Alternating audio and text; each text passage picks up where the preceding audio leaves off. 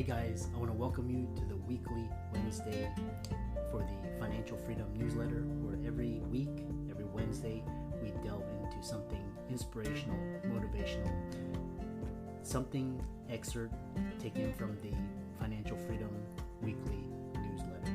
Wherever you are, if you're listening on Spotify, on iTunes, Google, be sure to click the like, subscribe, share, comment.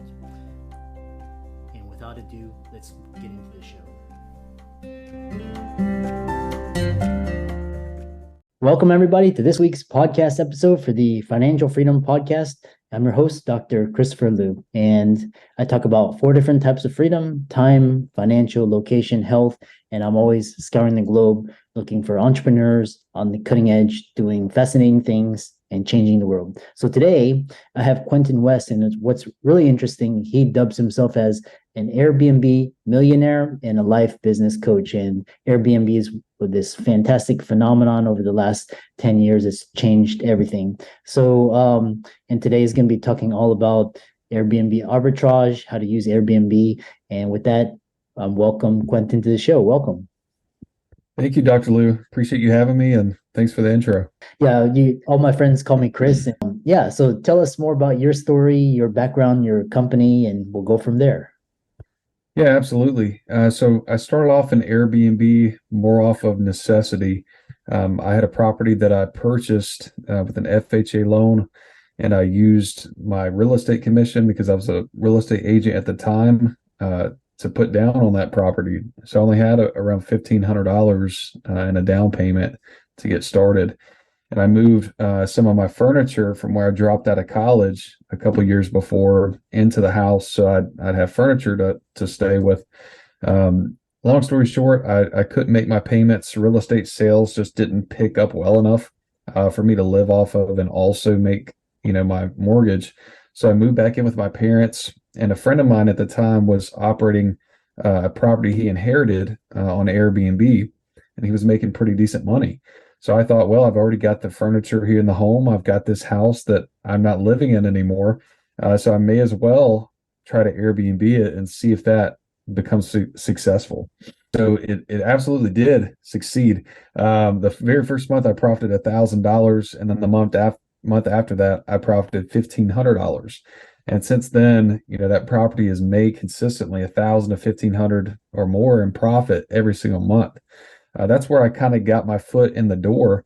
And, me being a 20-year-old kid, I didn't have a ton of money at the time. I didn't have a lot of credit, but I saw Airbnb as a huge opportunity and something that I needed to dive into further.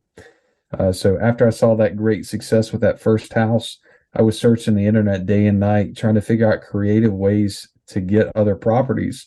I was looking into creative financing, which I ended up using that knowledge later on in my career. But at the time, it was all new to me. The thing that stood out to me most was the arbitrage model. I stumbled upon somebody talking about how they're renting a property long-term from a landlord that owned the house, and then they were subleasing it to tenants on Airbnb. So I thought, if this guy can do it, then surely I can. So immediately I took action. I went to Zillow. I found a property that was very similar to the one that I was already operating, and I started renting it for $1,300 a month. And pretty soon it was making $1,000 to $1,500 a month in profit as well. It took me about 30 days to get that one up and running, just using credit cards and lines of credit and anything I could scrap together to fill the property with furniture. But after that first one, and I kind of proved that concept that arbitrage was profitable, from there I just continued to build my credit score so that I could utilize other people's money, partner with other people on co-hosting opportunities, and then saving up as much cash as I could from my real estate sales to grow my arbitrage business.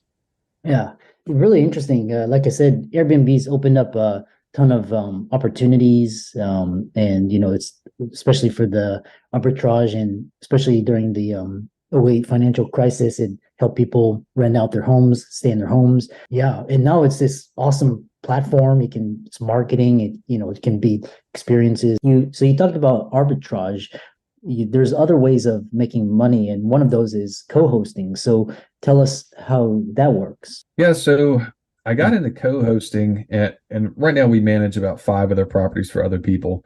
But I got into co-hosting because I kind of maxed out my credit. I didn't have any more money to put into properties, and I had these big goals that I wanted to achieve. So what I did was start reaching out to people that I knew that owned properties. A friend of mine actually owned a long-term rental, and that was one of the first ones that I co-hosted for. He was able to double his monthly profit by turning the property over to me to manage for him. And he just had to put some furniture in there. But I believe he even had some used furniture in a storage unit that he moved in. Either way, we got it up and running. That one took off. He was super pumped because now he doubled his profit overnight just by handing it over to me. And then pretty soon he started talking to other people that came to me as well for me to have them co-host their properties for them, or at least teach them how to get up and running and manage the property themselves. And yeah, it's like and it's really interesting because, for example, co-hosting and basically it's property management, and you can split the profits. And really, it's almost like Airbnb created this. Basically, they became this multi-billion-dollar company, and they own no real estate, and now you can basically arbitrage it by managing others. The other thing is, what about there's another thing on Airbnb called experiences. I'm not sure if you have experience with that or have any words for that. So I haven't done any experiences. We actually don't live in a market where, in my opinion, it would be profitable. We're not a vacation market. So if we lived more of in a vacation market, I definitely would encourage doing things like that. You could even do like bike tours or massages or things like that with your properties, but we just don't live in a market where we can really optimize that system. But I have a lot of friends that do live in those markets where it's a big city where they can really make a lot of extra money every single month doing things like in-house chef, where they have a chef come in and cook a meal for the people staying in the home, or they'll have a masseuse come and do a full body massage for the guests, things like that. And then as a host, it's great because you're kind of handling the marketing for other people. You don't actually have to hire these people in-house. It could be local vendors or people that own their own business and want some extra marketing, and they're more than happy to pay you, up to $50, $100 on top of what they usually charge. Yeah. And yeah, it's quite interesting. And you talk about market, and where can someone like arbitrage, co-hosting, where can these opportunities be done? Yeah, arbitrage can be done anywhere, and it doesn't just have to be with Airbnb properties. So we were actually arbitraging a 45,000 square foot warehouse. So we found a warehouse that was vacant. We rented it for $6,000 a month, and then we subleased it to a furniture manufacturer for $10,000 a month. So arbitrage isn't just for Airbnb. You can use it in commercial applications. You can use it for event spaces. There's people doing it in every different area in real estate and other businesses as well. So I really think anybody can benefit from learning how the arbitrage process works, and then they can apply that to any other business that they like. Yeah, it's quite, and you've opened up so many different possibilities. And you talked about building an empire with used furniture. How can people starting with bad money or without any money and bad credit? And so speak to, some of the guests, they may, be wary of this or that. Speak to that, like in terms of money, bad credit, and furniture. So I think the greatest opportunity to start your own business and then get into actual real estate investing, where you're buying and holding the property, because that's our long-term goal. This is just one of the first stepping stones to increase our cash flow so that we can invest in larger assets. But I think the biggest opportunity is the co-hosting model, where you can find somebody else that owns a property or even is arbitraging it and doesn't want to manage it themselves. And then you can manage the property for somebody else, charge 15 to 25% of gross revenue. And we've made up to $2,000 a month in profit on properties we co-host for other people that we have no money into. And you don't need credit for that either. So I think that's just a fantastic opportunity. there are people just like me that only do co-hosting, and they've got hundreds of properties making millions of dollars a year. So it's definitely a great opportunity. What's your 5-year plan, for this business? I know you touched a little bit upon that. Yeah, 5-year plan for this business. We'll continue to slowly grow this company. I don't want 1,000 arbitrage units though. It's a lot of work and a lot of headache to have that many units. Once you get over 100, it just becomes a huge business because you have so many moving parts. Right now, with just 37 properties, we have over 170 turnovers a month. So that there's a lot of things that can go wrong there, and a lot of headache if you're not managing it properly. Luckily, I've got a team that helps me out. I've got around 20 people working full time for me that help take most of that burden off of me. So I'm working, an hour less a day on my actual business. Everything else is focused on growth. So 5-year, we'll slowly grow this business, maybe to 75 units, 100 units. But our criteria for profits has gone up over time. It started at 1,000 a month. Now we're looking to 3,000 a month minimum. That way, we have less properties, but more overall profit and less headache. And then we're going to take our profits, put them into multifamily real estate. This year, we have a goal to purchase 50 multifamily units. We're not focusing on single family anymore, other than for like flips and wholesale deals we're doing on the side, because a lot of people come to me for deals now that they know that I have the experience in the industry. But long term, we're definitely going to multifamily instead of building a massive arbitrage company. One thing with Airbnbs is regulation, and a lot of these places, they have like short term, and you have to get permits and leases, and speak to that a little bit. Yeah, so I think we're at an interesting time right now in the market because we have so many markets that don't have regulations currently. So like locally, we just started getting a few regulations where we have to get permits and things like that. But I actually think it's a better thing rather than worse, because it allows people that want to do this professionally and as a business like us to really excel over people that are coming in with 1 or 2 units and just throwing something together and wanting to take in guests. Maybe they're cleaning the property themselves, and they're just not operating at a high level. It makes it less appealing for somebody like that, and it makes it easier for us to compete. Because the problem with scale is the things that we were doing at 1 and 2 units, we can no longer do. It's just not feasible or profitable. Like putting together gift baskets, doing those really personal touches and going above and beyond. You can't do that for 170 times a month and still be profitable. It's just an extreme expense. And that's something where, like, if you're just starting out, you can really get above the competition, because if you only have 1 or 2 properties, that's all you have to focus on. So you can do those extra touches. And if you're doing the work yourself, you can still be extremely profitable. So long term, with new regulations, I definitely think it will make it better for the large operators. Interesting. Yeah, it's like there was this one podcast where it was Masters of Scale, where it's talking about in the early stages, before you get so big.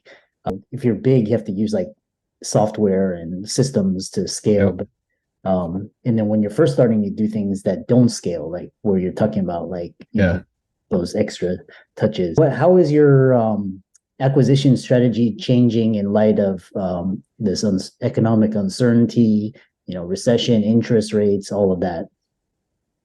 Yeah, so our acquisition strategy has definitely changed a lot over the years.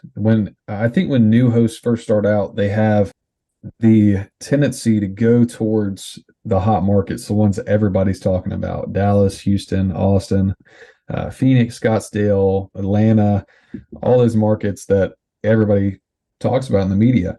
And what I encourage my students to do is look at niche markets around those. Because the problem is, like, we had 7 units in Scottsdale and Phoenix, Arizona. That area went from 5,000 units to 23,000 units in a year, quadrupled. Mm-hmm. So what did that mean for us? That meant we went from 95% occupancy rates to 45% occupancy rates. Almost, less than half of our occupancy left, because we our units look the exact same as thousands of other people's. Mhm. So now with us looking at niche markets surrounding those hotspots, we're able to better compete. There's not as much competition. We're still taking in as much or more profit because these are markets people are overlooking because they're too focused on, oh, I want to get in Austin, I want to get in Dallas, those hot markets everybody talks about. But the truth is, when you're competing against that many units, you have to perform at such a higher level. And again, when you're performing at scale, it's very hard to have 50 units in a market and compete with somebody that has one. Mm. They're going to be much more detail oriented. They're going to be going above and beyond on that property, where even though we do our best to go above and beyond, we're not putting together handmade gift baskets and offering wine and chocolates to every guest that checks in. We Yeah. just can't compete at that level. So that's another reason why, like the niche markets, the smaller ones that where we can really come in and make a presence and use what we've learned to scale, really make a great experience still is very impactful in those markets and very profitable. Yeah, I love that's what I love is Airbnb is like a software, it's a marketing tool, and you're talking about like niche markets, finding those sub markets to focus on and target um and I know so I understand you are you're a life and business coach. You help clients, speak to how people can follow you on social media, contact you, you check your business out, etc. So I started out only teaching arbitrage, but now it's gone to more of a entire life and business coaching because the problem is I can teach somebody arbitrage all day long, but if they don't have the foundation, then they'll never really excel in business. So it's that foundation that's important: your health, your mental awareness, your mindset, your ability to push forward challenges and not get discouraged. Because us as entrepreneurs, it's a hard path sometimes. You're going to go through those extreme valleys, but you're also going to have some extreme peaks where you feel on top of the world. So it's important to take care of yourself physically and mentally to prepare yourself for those. And then, learning how to utilize your credit, how to build that, how to manage people and use leverage so that you're not working yourself to the bone, doing everything by yourself. And that was one of the problems I had early on. But somebody that wants to learn, what we're doing, see some of the content we're putting out and what we're all about, the best place to see that is my Instagram. My Instagram is Q Deals Homes. They can also contact me on TikTok. It's the same thing, Q Deals Homes, and Facebook, Quentin West. And let's for all the listeners out there, let's thank Quentin for coming onto the show, talking about these new ideas, Airbnb arbitrage co-hosting experience, really providing a fascinating insight into how to market and strategize in today's economy. Be sure to check all his social media out and visit his website. And with that, thanks so much for coming onto the show. Thank you, Chris. Appreciate you having me.